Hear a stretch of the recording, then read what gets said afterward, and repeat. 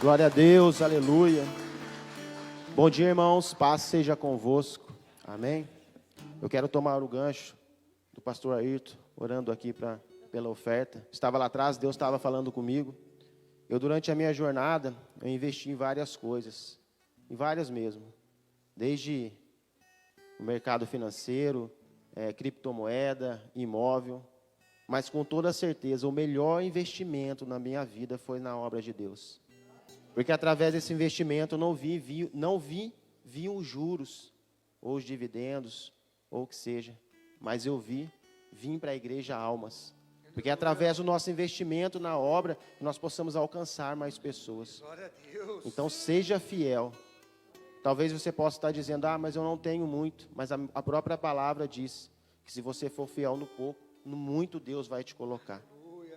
Para Deus não importa a quantidade, o que importa é um coração tratável, é um coração quebrantado, é a vontade de estar ali, ofertando e dizimando na casa de Deus, para que haja tudo isso, para que pessoas possam conhecer o evangelho que nós conhecemos, e é através da nossa oferta, é através do nosso dízimo, que nós temos a oportunidade de ir lá fora e alcançar mais almas, amém? Irmãos, nós vamos continuar o trabalho que tem sido feito sobre os profetas. Nós estamos na semana profética. E nada mais justo do que a gente estudar um pouco sobre os nossos profetas. E hoje nós vamos falar sobre Oséias. Quem foi Oséias? O que Oséias fez? Qual foi a obra que ele fez aqui na terra quando ele esteve aqui? Para falar um pouquinho de profeta, a gente precisa entender o que é profeta. O que é ser um profeta? O profeta nada mais é do que trazer a voz de Deus ao povo. E olha para você ver como isso deve ser difícil. Imagina você falar com o povo. Deve ser muito fácil quando você traz uma bênção, né? Mais difícil é você trazer uma palavra que não é uma bênção, que é uma exortação. Então esse é o trabalho, esse é o ministério de um profeta. Ele é a boca de Deus aqui na terra. E hoje nós vamos estudar Oséias, que foi um dos profetas que nós dizemos profetas menores na Bíblia. Não porque o seu ministério foi menor do que os outros, pelo contrário. Mas sim porque o livro é menor do que os outros profetas. Os profetas maiores, que são Daniel, Ezequiel, Jeremias e Isaías. E os profetas menores são 12, incluindo Oséias. Então hoje nós vamos ler o livro de Oséias, no capítulo 1, no versículo 2.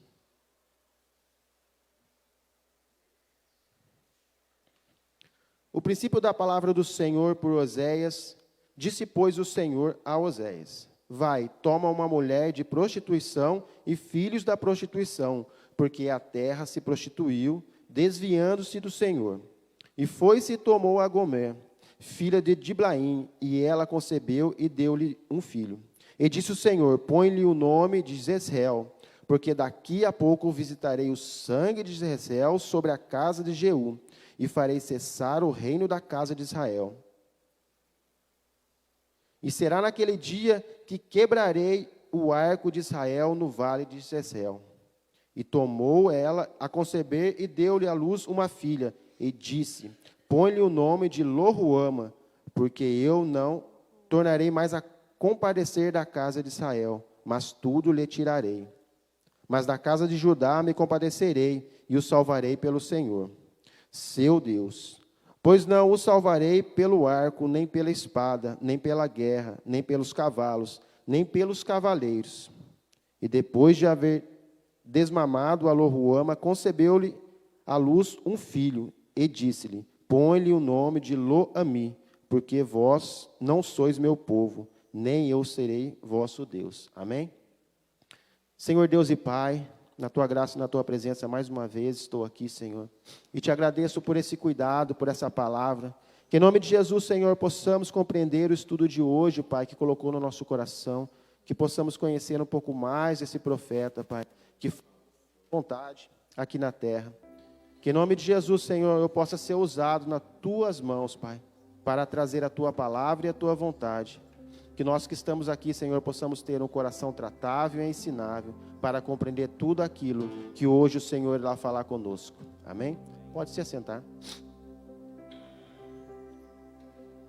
Irmãos, como eu falei, A vida de um profeta com certeza não é fácil, porque infelizmente ele tem que trazer os dois lados. Ele tem que trazer o que é bom, mas ele também traz a exortação do Senhor.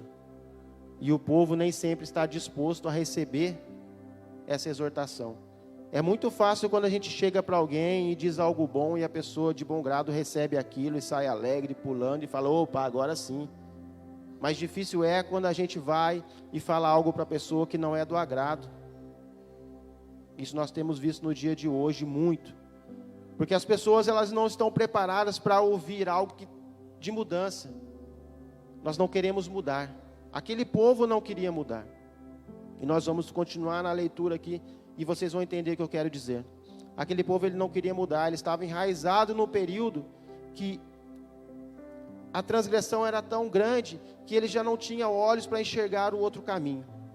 E Oséias, que viveu por volta do século 8 antes de Cristo, um tempo parecido com o nosso. Era um tempo conturbado, um tempo de guerra, um tempo onde a prostituição, onde as condições eram totalmente desfavoráveis para os menos favorecidos.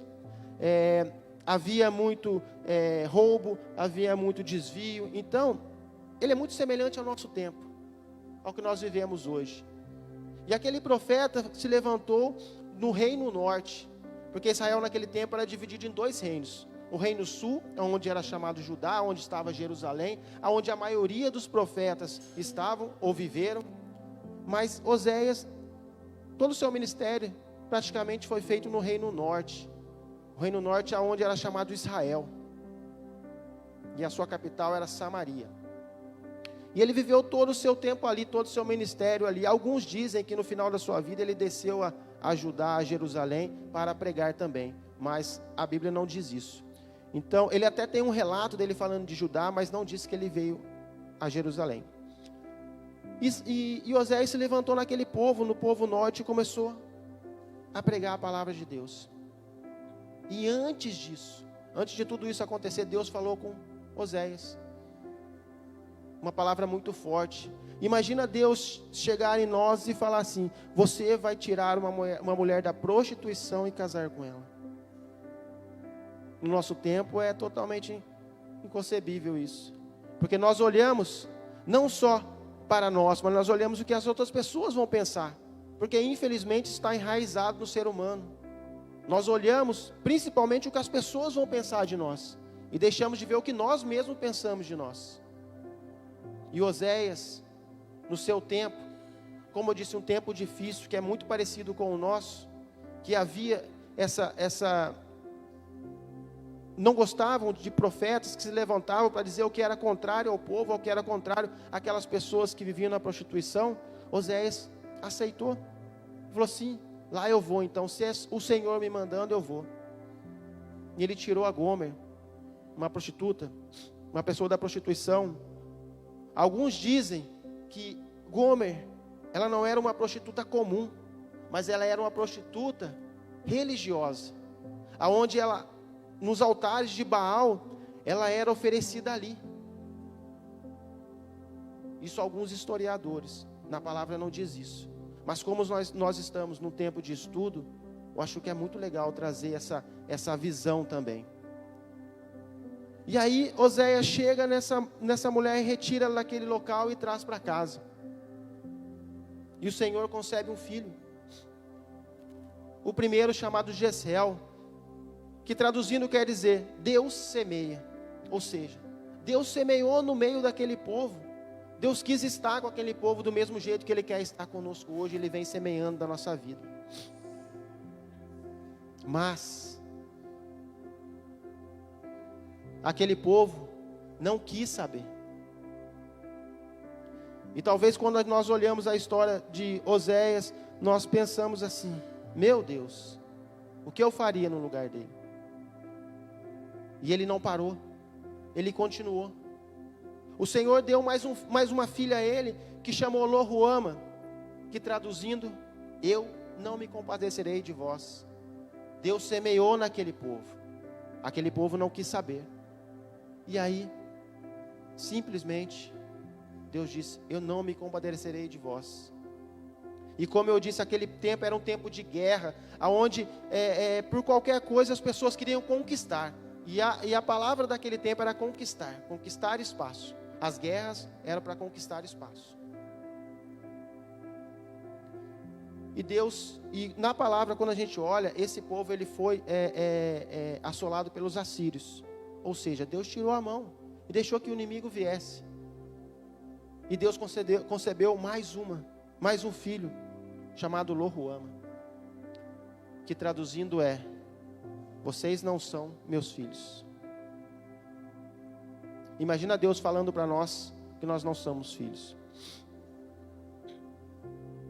Como eu disse, o melhor investimento é na obra, porque nós sabemos que por trás dessa obra há um Deus grandioso, um Deus que cuida, um Deus que nos dá um carinho imensurável, um Deus que tem um comportamento de pai. Mas nós, como seres humanos, nós que estamos aqui hoje, estamos realmente entendendo o que Deus quer para nós? Porque quando olhamos o mundo lá fora, nós vemos um mundo totalmente igual ao tempo de Oséias, que não quer saber de nada, que não quer saber de transformação, que não quer saber de Deus, que não quer saber de mudança, apenas quer algo de imediato. Porque todo mundo lá fora quer os prazeres da carne, quer os prazeres que o mundo oferece. E como eu já disse em várias pregações, o que o mundo oferece, no primeiro momento parece muito bom, parece como mel na boca, mas o tempo vai passando, e nós vamos vendo aquela carga que o mundo nos oferece, aquela carga que o mundo vai nos dando, isso vai ficando pesado, porque tudo isso nos afasta de Deus, e o propósito nosso na terra é estar na presença de Deus. Mas talvez nós nos perguntemos assim: mas por que uma prostituta? Por que Oséias? Por que Deus disse a Oséias uma prostituta? E se nós olharmos o texto, o livro de Oséias inteiro, nós vemos que há uma analogia de todo o livro na concepção de prostituta, porque aquele povo se prostituiu contra Deus. Aquele povo, ele fazia todo tipo de maldade. Alguns historiadores, mais uma vez, dizem que a história de Oséias é uma alegoria. É algo que foi contada para ilustrar o livro de Oséias. Alguns historiadores. Eu acredito que realmente Oséias viveu isso. Porque só uma pessoa que vive algo desse tipo tem propriedade para falar. Você, eu, ou qualquer um de nós nunca viu um ex-viciado pregar sobre isso. Ele fala com propriedade porque ele já viveu. Ele não ouviu falar, ele viveu isso. Nós já vimos pessoas curadas de câncer pregar sobre isso. A pessoa prega com propriedade porque ela viveu sobre isso. Viveu isso. E Oséias também, ele viveu isso, por isso ele pregava com propriedade. E ele se deixava ser usado por Deus para falar com aquele povo. Não é fácil, irmão. Eu me colocando no lugar de Oséias, eu acredito que não é fácil. Imagina só, você casado com uma ex-prostituta e ter que pregar a um povo que se prostitui de todas as formas. Talvez ele não teria nenhuma credibilidade, mas para Deus, ele era grandioso. Porque ele se entregou de uma tal maneira que ele não questionou o Senhor. Por que Deus? Por que uma prostituta? Por que não pode ser uma mulher normal? Por que não pode ser uma mulher de direito, uma mulher do Senhor? Ele não questionou. Ele apenas foi e fez. O problema nosso hoje é que nós questionamos muito o que Deus fala conosco. Ah, mas por que, Senhor? Porque eu tenho que isso vai me doer, isso vai ser difícil. Ah, mas isso vai ser daqui a 10 anos que vai acontecer se eu começar agora. Mas se eu não começar a fazer agora a vontade de Deus, esses 10 anos vão se passar e não vai chegar a sua bênção. E nós esquecemos de tudo aquilo que Deus nos prometeu durante o período da nossa vida. Deus tem uma promessa para cada um de nós. Para cada um de nós. Mas para que essa promessa possa ser cumprida, tem alguns princípios que também precisam ser cumpridos. Eu preciso entender que sem princípios não tem bênção.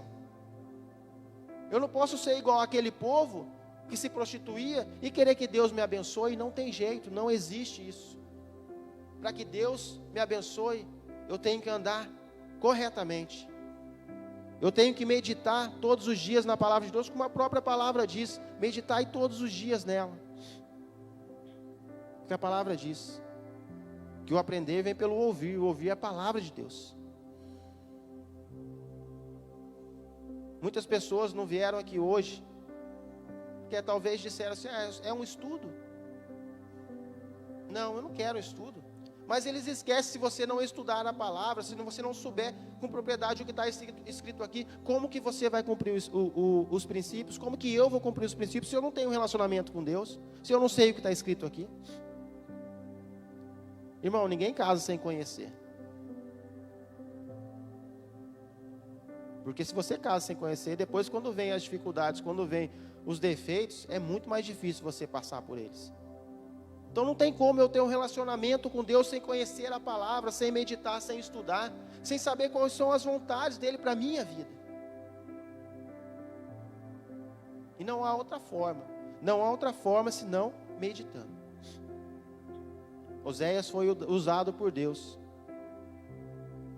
Mesmo aos nossos olhos, e talvez aos olhos dele mesmo, começando com algo que parecia errado, que aos olhos do mundo isso é errado. Imagina eu sair do altar e contrair um matrimônio com uma prostituta, o que as pessoas vão dizer? E nós estamos preocupados com isso. Nós nos preocupamos com o que as pessoas vão dizer. E muitas vezes eu vejo pessoas paradas no ministério porque elas esquecem que quem tem que dizer algo delas é Jesus. E elas ficam aqui, mas se eu fizer isso aqui, o que a pessoa vai pensar de mim? Se eu fizer isso aqui, o que a outra pessoa vai pensar de mim? E esquece que quem tem que pensar algo dela é Deus. Porque quando eu faço algo para o homem, quando eu olho para o homem para fazer algo, certamente eu estou andando no caminho errado. Certamente eu vou andar no caminho errado. Talvez fazer a obra de Deus não seja fácil, e com certeza não é. Porque o inimigo se levanta quando você está fazendo algo que é grandioso na presença de Deus, que pessoas vão ser transformadas, que pessoas vão ser libertas, que você vai estender a mão e pessoas vão ser curadas. O inimigo se levanta de tal forma que você fala, Senhor, eu não quero mais isso. Eu prego o teu evangelho, eu levo a tua palavra e eu que estou apanhando. Talvez isso aconteceu com Oséias naquele tempo. São mais de 2.800 anos atrás. 800 anos antes de Cristo. Imagina só. Eu olho para esse profeta e fico imaginando a dificuldade dele de falar dessa palavra. De levar essa palavra de exortação àquele povo. Se vocês não se converterem, eu te entregarei nas mãos dos assírios. Isso aconteceu. Lendo o livro inteiro, isso aconteceu. Aquela cidade, Samaria, foi tomada pelos assírios. Os assírios entraram e fizeram entraram na cidade e conquistaram aquela cidade. Aquele povo foi cativo. Aquele povo foi conquistado. Mas Deus avisou antes. Deus mandou um profeta para avisar. Talvez Deus mande um profeta na nossa vida para nos avisar em algo, mas hoje nós não estamos aceitando mais nada. Chega um profeta e te diz algo e você dá as costas e sai. E isso se você não sair da igreja, porque você diz, lá estão falando isso, estão falando aquilo. O ser humano, hoje ele não aceita mais nada. Ele não aceita uma palavra de ensino. Porque para mim, quando o profeta chega na nossa vida e diz algo, é porque ele ama almas. Porque, irmão, imagina você chegar em alguém e dizer algo que não é do agrado, não é fácil, nem para quem está recebendo e nem para quem está passando a palavra. É desconfortável, é muito desconfortável. Mas nós temos que entender que foi Deus que enviou. Se aquela pessoa chegou até nós e disse algo, é porque tem que haver transformação na nossa vida, porque Deus nos ama e quer nos ver salvo. E a salvação é para todos, sem exceção. Para todos. Todos aqueles que estiverem dentro da palavra de Deus e que aceitarem Jesus, a salvação é para eles. Talvez você diga, mas eu sou pequeno, eu não consigo fazer isso, eu não consigo fazer aquilo. Irmãos, Deus usa todo mundo. Deus usa os fracos para confundir os fortes. Deus usa os tolos para confundir o sábio. Por que não pode usar cada um de nós? Por que não pode usar você? Por que não pode me usar? Pode sim. Por que eu não posso ser profeta na casa de Deus? Posso sim, desde que eu cumpra os princípios. Desde que eu esteja preparado. Porque ser profeta tem uma carga muito grande por detrás espiritualmente. E nós podemos olhar a vida de todos os profetas. Não foi fácil. E também a vida de profeta hoje não é fácil. E ainda mais hoje. Eu fico imaginando a vida de um profeta hoje, que profetiza algo na sua vida, e você não está nem aí. O mundo não está nem aí. E por isso a importância de estudar os profetas, de saber como foi a vida deles, de saber como eles andaram, de saber o que eles fizeram, de saber o que Deus falou com eles para que eles pudessem transmitir ao povo. Mas para isso, eu preciso estudar, eu preciso meditar na palavra. E quando o Brendo com a Cíntia me chamou para trazer essa palavra, eu confesso que eu tinha lido muito pouco sobre o profeta Oséias. Apesar de, depois quando eu comecei a ler, ele tem uma frase que é muito usada lá no mundo, que é quem semeia ventos, colhe tempestade. E eu nem sabia que era ele que tinha escrito essa frase. Mas quando eu comecei a estudar o livro de Oséias, eu falei, cara, que tremendo, que legal, que coisa. Eu só conhecia a passagem da prostituta, mas não sabia qual era o propósito, o porquê Deus tinha pedido para ele casar com a prostituta. E hoje eu entendo que Deus estava fazendo através da vida dele com propriedade, para que ele pudesse pregar algo com propriedade, porque aquele povo tinha desviado do que Deus tinha preparado. Deus sempre quer o melhor para a gente, sempre quer o melhor, ainda que no primeiro momento pareça que é difícil, pareça que nada vai acontecer, parece que está demorando, aquela promessa que foi feita para você talvez na igreja ou lá fora, onde um profeta ou alguém estendeu a mão sobre você e fez uma promessa, não chegou, mas tudo tem seu tempo, tudo tem seu tempo. Talvez a promessa não chegou ainda porque a gente precisa cumprir alguns princípios para que ela chegue. Como eu disse numa pregação anterior, eu orava a Deus durante 4 anos por um milagre. E não sabia por que não acontecia aquilo, e orava, e queria muito aquilo. Queria muito, mas muito, porque era uma coisa que me faltava. Não é bem material, mas era uma coisa que me faltava. Mas eu fui compreender que a bênção não chegava porque eu precisava cumprir algumas coisas que eu mesmo não entendia o porquê e o quê. E quando eu meditando na palavra, eu orando, Deus me revelou o que eu deveria fazer. E quando eu fiz aquilo, foi de imediato. Parece que abriu uma cortina na minha frente, no mesmo momento o meu celular tocou. Alguns minutos depois meu celular tocou. E aquilo que eu vinha pedindo há 4 anos, aconteceu. Mas aconteceu não porque Deus não queria me dar, aconteceu porque eu precisava cumprir alguns princípios para que ele acontecesse. E esse povo, onde Oséias pregou, não quis cumprir esses princípios. E quando nós nos desviamos da presença de Deus, Deus tira a mão e deixa que o inimigo venha e faça festa. Talvez você ache que a sua vida é boa sem Deus. Irmãos, durante 35 anos da minha vida, eu tive uma vida espetacular. E eu achava que aquela vida era perfeita, era boa, nossa, era... Mas só hoje eu compreendo que eu vivia uma vida vazia. Eu vivia uma vida onde nada que eu adquirisse, ou nada que eu tivesse, ou nada que eu fizesse, me preencheria por completo. Algo faltava. E eu só fui descobrir isso quando eu comecei a cumprir princípios. Primeiramente, aceitar Jesus. Esse foi o primeiro. Porque quando eu aceitei Jesus e eu falei assim, agora eu quero conhecer esse Deus verdadeiramente. Porque eu conhecia de ouvir falar. Agora eu quero ter um relacionamento com Ele. E quando eu decidi cumprir esses princípios, fazer as vontades de Deus, as coisas começaram a transformar na minha vida. E de todas as formas, as bênçãos começaram a chegar. Coisas que eu nem imaginava. Coisas que para mim eram impossíveis. Para mim estar numa igreja evangélica era impossível. Eu era aquele que se um evangelho passasse na minha porta, eu fechava e saía para dentro, ele podia bater à vontade e eu não saía.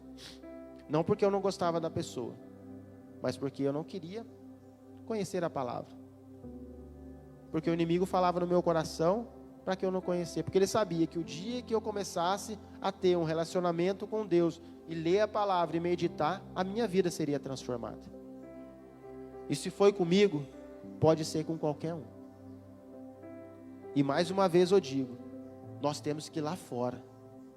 Pessoas lá fora estão sedentas de ouvir a palavra e não tem quem pregue. Vamos ser nós. Em nome de Jesus, eu creio nisso. Mas nós temos que ir com propriedade. Nós temos que ir conhecendo a palavra. Porque lá fora nós somos testados. Lá fora nós somos colocados à vergonha. Essa é a palavra.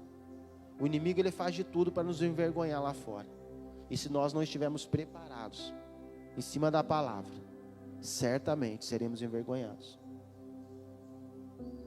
E aqui Oséias, ele é uma pessoa que tinha esse conhecimento de Deus. Ele trazia a verdadeira palavra de Deus. Ele exortou esse povo por várias vezes.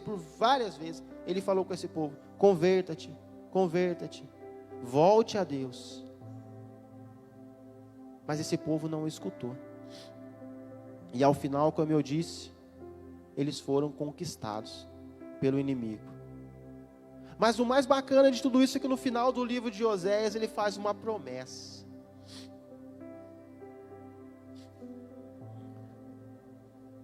E é o que nós esperamos até hoje. A volta de Cristo. Simbolicamente, de uma forma simbólica, ele traz essa alusão à volta de Cristo. A salvação do povo de Israel. E é isso que nós esperamos. É por isso que nós estamos aqui, esperando a volta de Cristo. Porque é através da volta dele que irá completar todo esse ciclo. Esse ciclo que começou lá em Adão. Vai ser fechado quando Jesus voltar.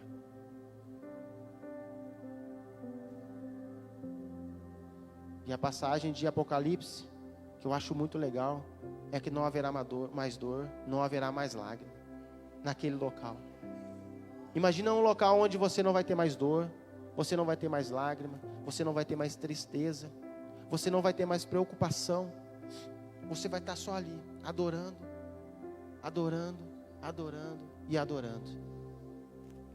É o lugar dos sonhos.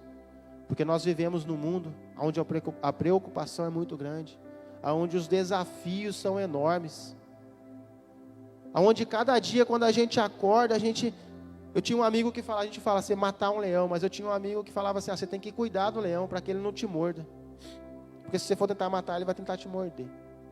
E é assim, todo dia a gente já levanta com uma preocupação, com uma coisa que tem que resolver, aquilo mais, mas lá não vai ter nada disso. E é por isso que nós estamos aqui. É por isso que Oséias pregou para aquele povo que houvesse transformação. Porque se aquele povo voltasse ao Senhor, o Senhor estenderia novamente a mão sobre eles. e nada daquilo tinha acontecido. E sobre nós a mesma coisa. Se verdadeiramente nós estivermos um coração voltado para Deus, o inimigo não tem força sobre as nossas vidas. Vamos ter dificuldade, sim, mas seremos vencedores em Cristo. Porque nós sabemos que na dificuldade o Senhor está ali segurando as nossas mãos. E se Ele está segurando a minha mão, eu vou passar por esse deserto. E talvez o deserto é para que nós possamos aprender algo. Nós precisamos tirar o melhor da dificuldade. Porque a dificuldade nós aprendemos também. E aprendemos muito. É experiência. Como eu disse, só aquele que passa sabe dar um bom testemunho. Não aquele que ouve. Aquele que ouve, ele sabe falar, mas ele não sabe como é.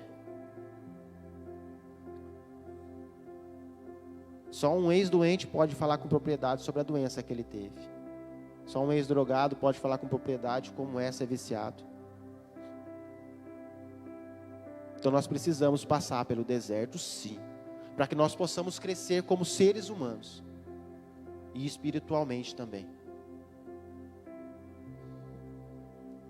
Mas crendo que lá na frente, que no final de tudo isso, nós vamos ter uma vida completa, uma vida tremenda, uma vida extraordinária, do lado daquele que morreu na cruz por nós.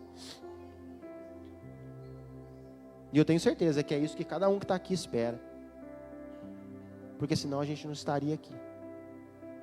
Mas mais uma vez, para que isso tudo aconteça, nós temos que passar pelos princípios.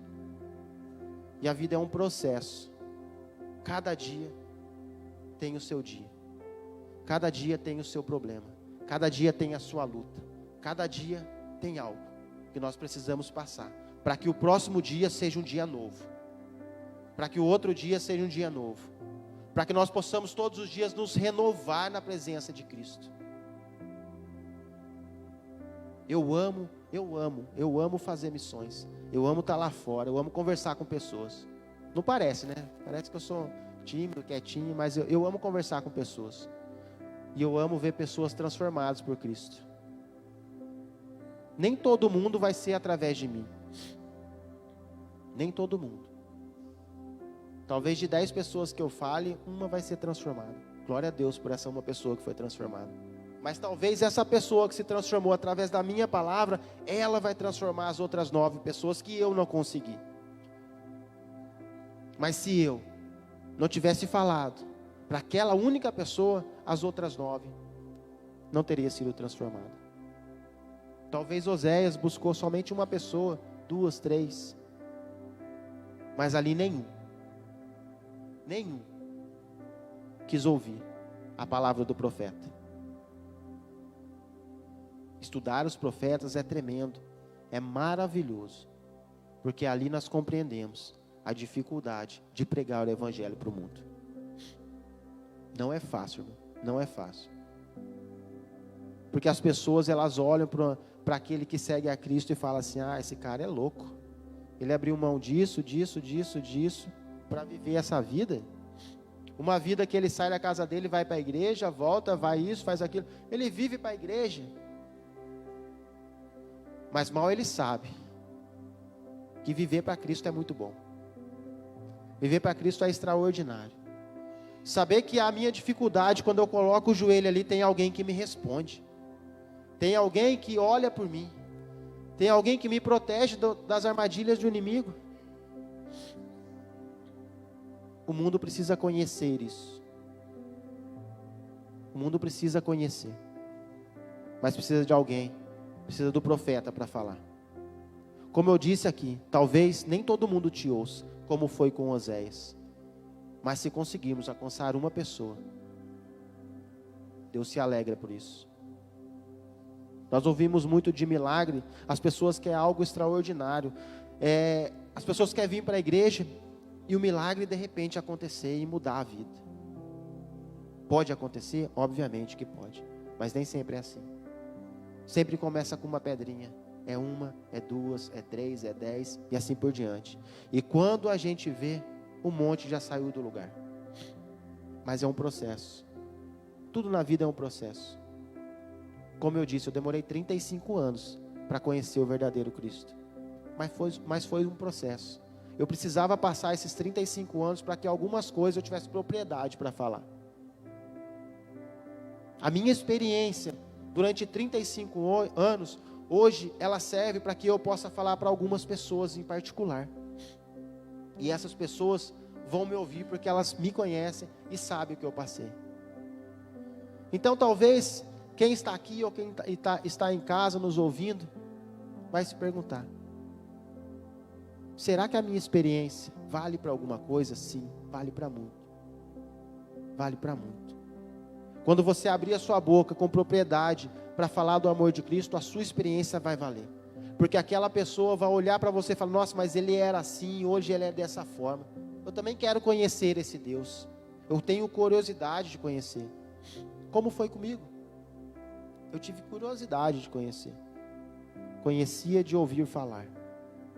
Mas quando a curiosidade entrou no meu coração, eu já não quis mais ouvir falar. Eu queria ter um relacionamento com Ele. Porque eu queria saber o porquê que Deus faz isso com essa pessoa, faz isso com essa e com essa não. Por que Deus transforma assim, transforma assado e com essa aqui nada acontece? Eu queria saber. Eu tinha curiosidade. E é assim na maioria das pessoas. Eu, para a graça de Deus, eu não vim pela dor. Talvez nem pelo amor, mas pela curiosidade. Mas quando eu cheguei e vi esse amor maravilhoso de Deus, eu me apaixonei. E foi de primeiro, porque a primeira coisa que eu percebi na nossa igreja foi o acolhimento. Quando eu entrei na igreja e eu vi alguns irmãos, esses irmãos de primeiro, sem me conhecer, alguns já me conheciam, outros não, e vieram me deram um abraço. E ali o acolhimento foi muito grande. E isso me chamou a atenção. E eu quis conhecer esse Deus por causa disso. Pelo acolhimento, pelo amor, pelo cuidado. E hoje, eu quero retribuir isso às pessoas lá fora. E eu sei que cada um que está aqui tem um ministério. Tem algo para fazer na casa de Deus. E nós precisamos. Porque a colheita está pronta. Só precisa do ceifeiro. E poucos são os ceifeiros. Lá fora tem muita gente que quer ouvir a palavra, que quer conhecer esse mesmo Deus. Mas poucas pessoas para levar esse evangelho. O evangelho verdadeiro. Não o evangelho, aquele que passa a mão na sua cabeça. Não o evangelho que dá o que você quer ou que fala o que você deseja. Mas o verdadeiro evangelho. O verdadeiro. Aquele que se precisar te exortar, ele vai te exortar. Aquele que se precisar te ensinar, ele vai te ensinar. Esse é o verdadeiro evangelho. Mas tudo isso com amor. E eu creio que neste momento estamos levantando uma igreja forte. Uma igreja onde, sem medo nenhum de sair lá fora e pregar o evangelho. Estão levantando pessoas que têm amor à obra. Que têm amor em almas. Porque está vendo que lá fora o mundo está perdido.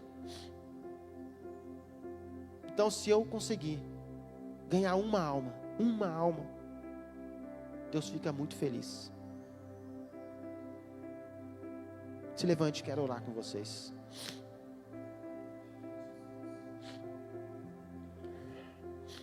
Senhor Deus e Pai, na Tua graça e na Tua presença, mais uma vez eu te agradeço por este momento, Senhor.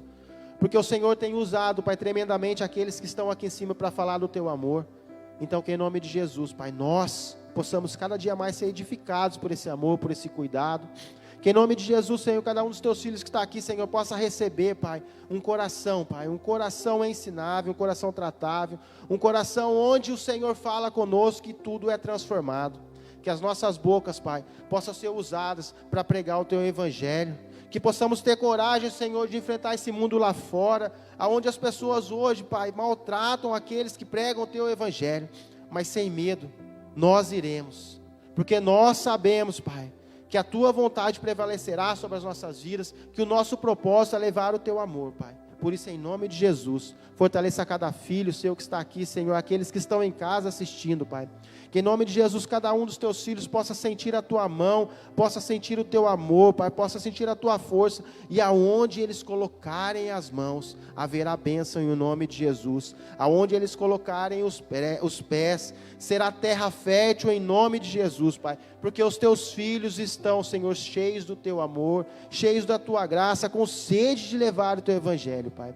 Que em nome de Jesus, Pai, esses domingos de manhã de ensino, Senhor, que são tremendos, Pai, que tem falado aos nossos corações, que mais pessoas possam sentir essa mesma vontade de conhecer, Senhor, a tua palavra através desses cultos de domingo, Pai. Que em nome de Jesus, o Senhor possa usar cada um dos teus filhos que está aqui, Senhor, para levar a tua palavra, em nome de Jesus. Amém. E você que está em casa, que tem a oportunidade, compartilhe esse culto, não só esse, mas todos os outros, para que mais pessoas possam ser abençoadas, para que mais pessoas possam ouvir a palavra de Deus.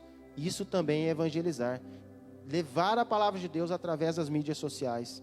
Então que você possa, coloque seu dedinho, compartilhe com um amigo, com um parente, com aquele que você acha que necessita ouvir a palavra. Amém?